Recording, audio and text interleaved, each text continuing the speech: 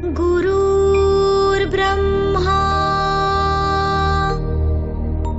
गुरुर्विष्णु गुरुर्देवो महेश्वरा गुरुर्साक्षात् परब्रह्मा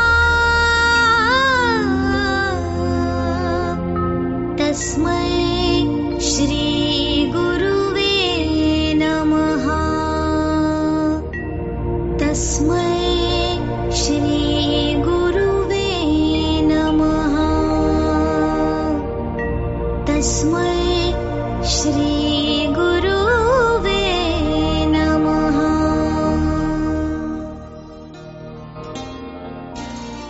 मेरे सभी श्रोता भाई और बहनों को जया आर्य का प्यार भरा नमस्कार। आज का हमारा ये विशेष कार्यक्रम समर्पित है सभी शिक्षकों को, सभी गुरुओं को। श्रोताओं, गुरु एक कुम्हार की तरह होता है जो कच्ची मिट्टी का सही उपयोग कर एक आकर्षक घड़ा बना देता है। एक अच्छा गुरु अपने शिष्य का जीवन तराश सकता है, उसे बेहतर रूप से निखार सकता है। किसी भी व्यक्ति की सफलता और उनके जीवन में सफल होने के लिए गुरु का होना जरूरी है। किसी ने ठीक ही कहा है, गुरु बिन घोर अंधेरा। अर्थात इस संसार में गुरु ही एकमात्र वो इंसान है जो अपने शिष्य को अज्ञानता के अंधेरे से निकालकर ज्ञान के प्रकाश में इस दुनिया का परिचय करवाता है।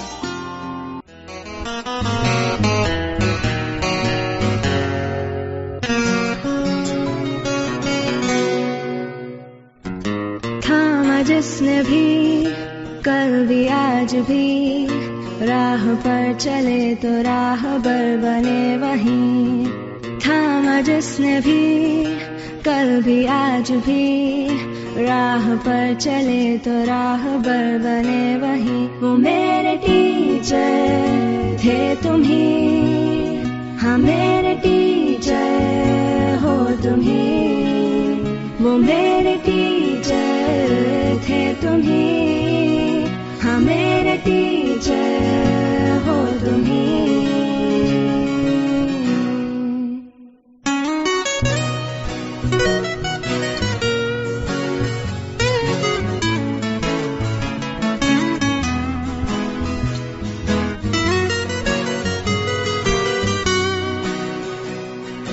मुझको मुझ में ढूंढा दी नई पहचान, नन्हे से परिंदे ने ऊंची भरी उड़ान, ऊंची भरी उड़ान, ऊंची भरी उड़ान।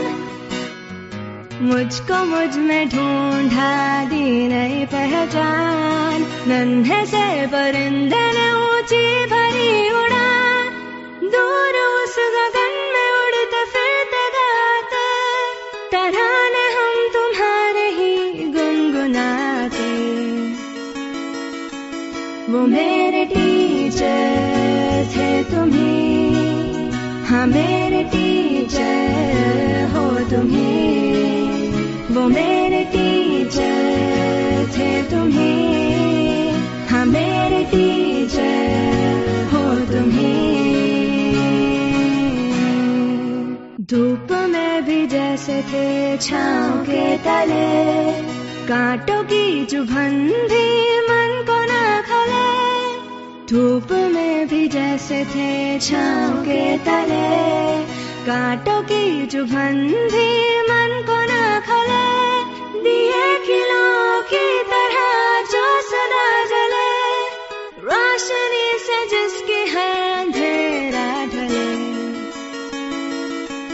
वो मेरे टीचर थे तुम ही, हाँ मेरे टीचर हो तुम ही। वो मेरे टीचर थे तुम ही, हाँ मेरे टीचर हो तुम ही। गुरु और शिष्य दोनों समानार्थी हैं, किंतु इन दोनों में एकमात्र इतना अंतर है कि गुरु कोई भी हो सकता है। गुरु आध्यात्मिक दृष्टि से संबंधित है और शिक्षक शिक्षा व ज्ञान के क्षेत्र से। शिक्षक को मुख्य तौर पर मार्गदर्शक इसलिए कहा जाता है क्योंकि एक शिक्षक ही होते हैं जो अपने ज्ञान का सारा भंडार अपने छात्रों को दे देते हैं। वे छात्रों को उनके भविष्य के लिए तैयार करते हैं। आदर्शों की मिसाल बनकर बाल जीवन संवारता शिक्षक, सदाबहार फूल सा खिलकर महकता और महकाता शिक्षक, नित्य नए प्रेरक आयाम लेकर हर पल भव्य बनाता शिक्षक, संचित ज्ञान का धन हमें देकर खुशियां खूब मनाता शिक्षक।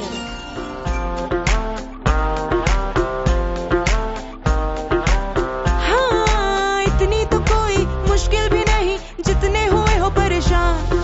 शटर गिरा के बंद कर डालो डर की जो खोली दुकान। सर पे उठाया क्यों वेट किताबों का, रख दो ना नीचे ये भार। इतनी तो हल्की है बॉडी तुम्हारी, हो जाओ उड़ के फरार। बोलो बेटा 1 2 3 4।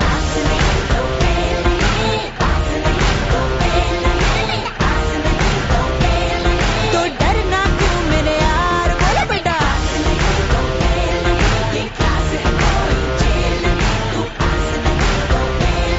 तू टेंशन मत ले यार।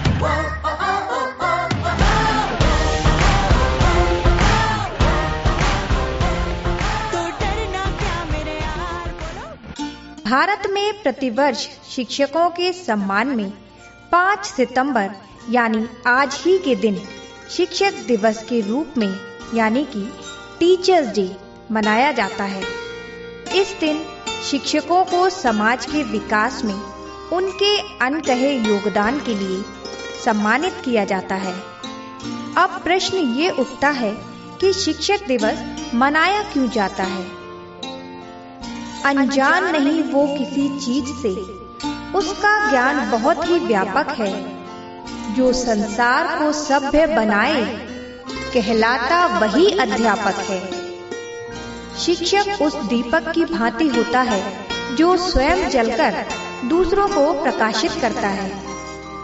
ये शब्द थे आजाद भारत के पहले उपराष्ट्रपति व तत्पश्चात बने दूसरे राष्ट्रपति डॉक्टर सर्वपल्ली राधाकृष्णन के। डॉक्टर कृष्णन का जन्म हुआ था 5 सितंबर 1888 में।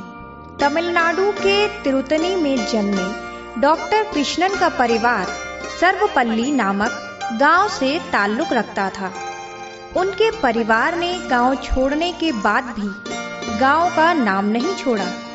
सर्वपल्ली राधाकृष्णन बचपन से ही एक मेधावी छात्र थे और छात्रवृत्ति के माध्यम से ही उन्होंने अपनी पढ़ाई पूरी की। मात्र 18 वर्ष की आयु में उन्होंने एथिक्स ऑफ वेदांत पर अपनी एक किताब लिखी और 20 साल की उम्र में वे मद्रास प्रेसिडेंसी कॉलेज में फिलॉसफी विभाग में प्रोफेसर बन गए। उन्होंने दर्शन शास्त्र में न केवल डिग्री ली बल्कि लेक्चरर भी बने। उन्होंने भारतीय दर्शन को हमेशा वैश्विक पटल पर रखा। डॉक्टर कृष्णन चाहते थे कि उनका जन्मदिन देश भर के शिक्षकों को याद करने के लिए मनाया जाए ताकि शिक्षकों के योगदान को सम्मान मिल सके।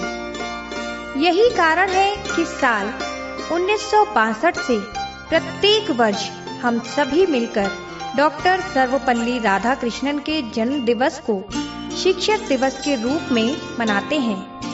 इस दिन स्कूल, कॉलेजों से लेकर विभिन्न शैक्षिक संस्थानों में बड़े ही उत्साह के साथ शिक्षक दिवस मनाया जाता है।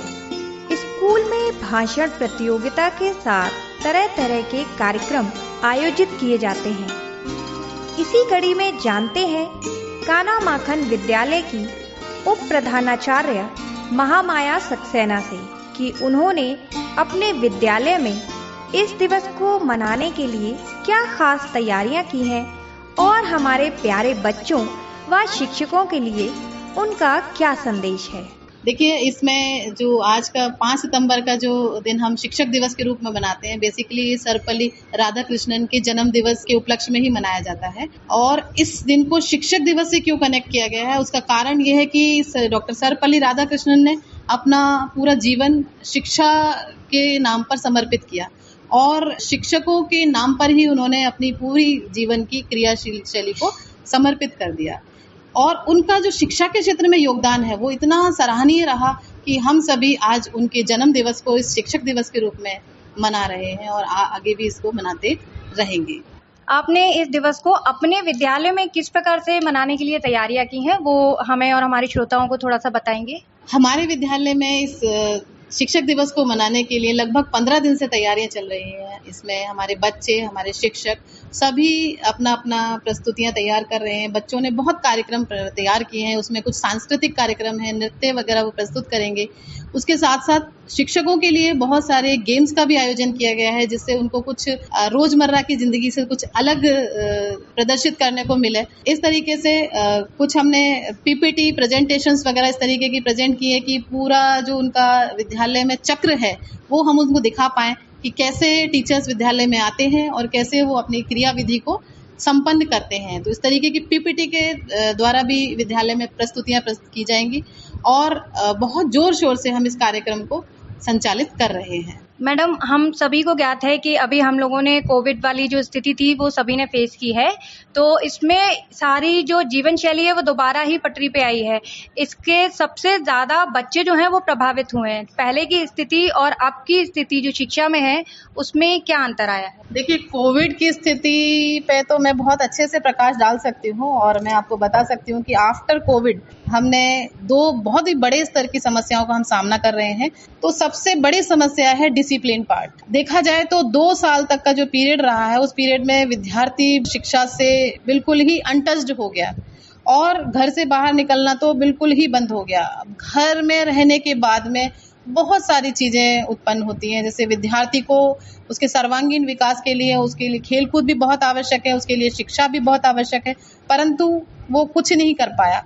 उसकी वजह से विद्यार्थियों के मानसिक स्तर पर बहुत प्रभाव पड़ा है। साथ ही साथ बच्चे अपने शिक्षकों के साथ उतना टच नहीं बना पा रहे हैं जितना टच 2 साल पहले बच्चों का था। तो उन सभी स्थितियों की वजह से बच्चों में बहुत ज़्यादा इनडिसिप्लिन उत्पन्न हो गया है, अनुशासनहीनता की समस्या हमें उसका सामना करना पड़ रहा है। और साथ ही साथ अभी एक बहुत बड़ा गैप बच्चों की पढ़ाई में भी आया है, क्योंकि पूरे 2 साल का गैप। अब हम इसको एक एग्जाम्पल के थ्रू आपको समझाना चाहेंगे। एक बच्चा जो कोरोना से पहले क्लास 8th में पढ़ता था, वो बच्चा आज हमारे पास क्लास 11th में है। पूरे 2 साल के गैप के बाद वो जो बच्चा है वो बिल्कुल अपने टच को छोड़ चुका है। कुछ बच्चों ने अपनी सेल्फ स्टडी के माध्यम से उसको कवर किया है, लेकिन बाकी जो हाई अचीवर्स को छोड़ करके अगर हम नीचे वाले बच्चों की बात करें तो वो उसको उतने अच्छे से तैयार नहीं कर पाए हैं। अब समस्या ये आती है कि कुछ बच्चे 11th क्लास में कॉमर्स में चले गए, कुछ साइंस में चले गए और कुछ ह्यूमैनिटीज में चले गए। तो अभी 11th वाले बच्चों के लिए तो एक बहुत बड़ा चैलेंज है कि उनका सब्जेक्ट भी चेंज हो गया और सारा उनका प्लेटफॉर्म भी चेंज हो गया।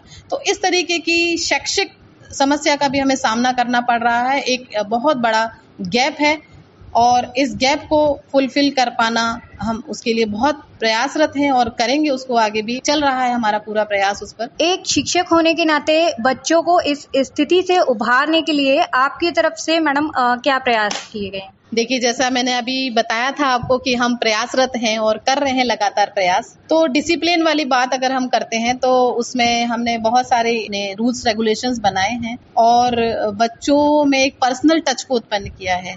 पर्सनल टच अगर हम बच्चों को देते हैं तो बच्चे अपने आप इमोशनली अटैच्ड होते हैं, टीचर्स के साथ भी अटैच्ड होते हैं और अगर पर्सनल टच पेरेंट्स रखते हैं तो पेरेंट्स के साथ भी अटैच्ड होते हैं। क्योंकि अगर हम एक सिरे से उनको डांटते चले जाएंगे तो इम्प्रूवमेंट नजर नहीं आएगा। काउंसलिंग एक बहुत बड़ा फैक्टर है जिससे हम डिसिप्लिन को बहुत अच्छे से मेंटेन कर सकते हैं।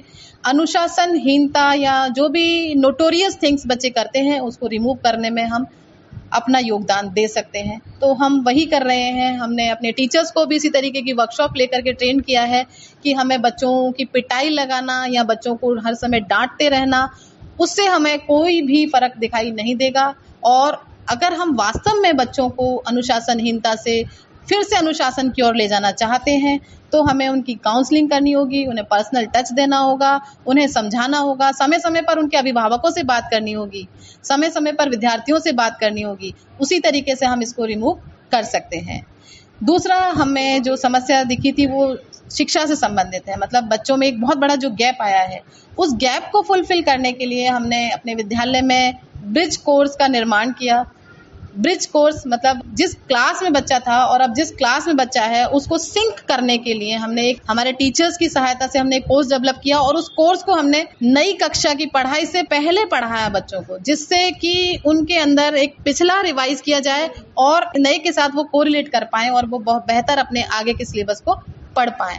इस तरीके की थोड़ी सी हमने उनको सुविधाएं प्रदान की हैं और उससे फर्क नजर आ रहा है बच्चों में और आगे भी आएगा। और टीचर्स जो है उनको एक्स्ट्रा हेल्प भी देते हैं। इसके अलावा थोड़ा हमारा पार्ट जो वीक स्टूडेंट्स है उनके ऊपर भी है। वीक स्टूडेंट्स पर हम स्पेशल ध्यान देते हैं, जिसके कारण बच्चे उसमें जो 40% लाने वाले बच्चे हैं उनको हम 60 तक ले जाते हैं और एक अच्छा योगदान हम दे पाते हैं।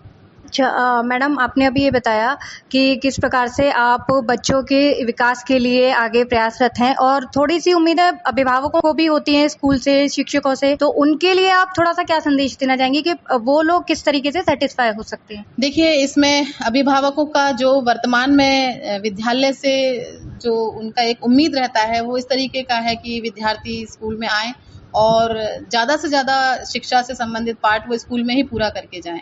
तो ये इस उम्मीद पर हम भी खरा उतरने की पूरी कोशिश करते हैं और बच्चों को ज़्यादा से ज़्यादा एक्सप्लेनेशन, ज़्यादा से ज़्यादा लर्निंग वर्क हम विद्यालय में ही करवा के भेजते हैं। हम इस तरीके की स्पेशल क्लासेस भी अरेंज करते हैं जिसमें लर्निंग पर भी फोकस किया जाता है। साथ ही साथ हमारे सब्जेक्ट टीचर, विषय अध्यापक जो हैं वो भी इस तरीके का वर्क करते हैं, कार्य करते हैं, जिससे बच्चों को ज़्यादा से ज़्यादा चीज़ें स्कूल में ही करवाई जा सकें।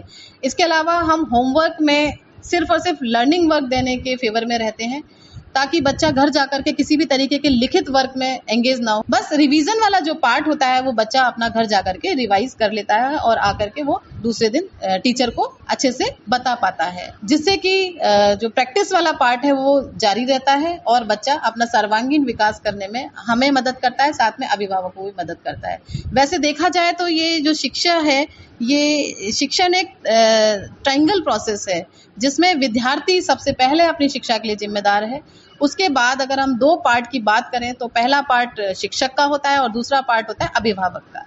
तो हम तीनों को ही मिलकर के जब कार्य हम करने लगेंगे तो वास्तव में शिक्षा में बहुत एक सुधार आएगा और बच्चे के सर्वांगीण विकास को हम अंजाम दे पाएंगे। मैडम, आपने हमारे श्रोताओं को बहुत ही अच्छी जानकारी दी शिक्षक दिवस के ऊपर।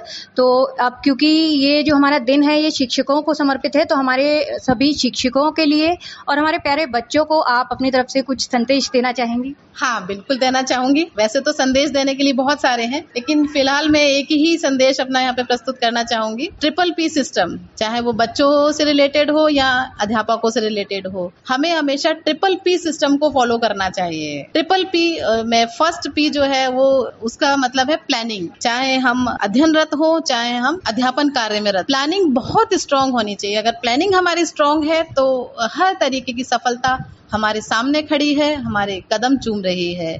प्लानिंग के बाद जो सेकंड P है उसका मतलब है हमें अपनी प्रायोरिटीज फिक्स करनी है। मतलब प्लानिंग जो भी की है उसके बाद में फर्स्ट प्रायोरिटी क्या रहेगी, सेकंड प्रायोरिटी क्या रहेगी, उसको फिक्स करना भी बहुत आवश्यक है। लास्ट P जो हमारा है वो हमारा परफॉर्मेंस पे डिपेंड करता है। अगर हमने प्लानिंग अच्छी कर ली और प्रायोरिटीज भी फिक्स कर ली और हम परफॉर्म नहीं कर पा रहे हैं या हम उस पर प्रैक्टिस नहीं कर पा रहे हैं तो हमारी प्लानिंग और प्रायोरिटीज फिक्स करना दोनों बेकार हो गया।